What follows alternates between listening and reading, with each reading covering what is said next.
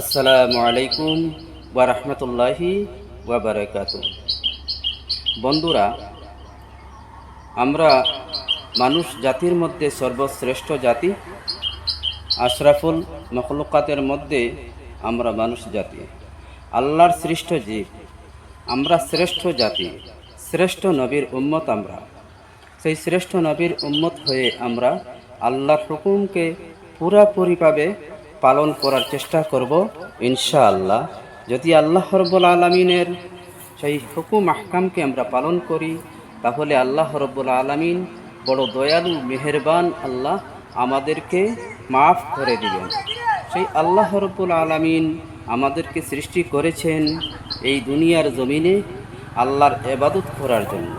তাই আমরা সময় মতো দিনের 5 বেলায় আমরা আল্লাহকে স্মরণ করব। সঠিক টাইমে আমরা তাকবীরে উলার সহিত মসজিদে জামাতের সহিত নামাজ আদায় করার চেষ্টা করব ইনশাআল্লাহ।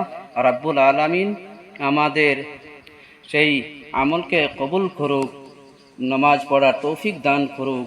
আল্লাহ রব্বুল আলামিন আমাদের সবাইকে 5 টাইমে নামাজ পড়ার তৌফিক দান করার জন্য আল্লাহর কাছে আমরা প্রার্থনা করি।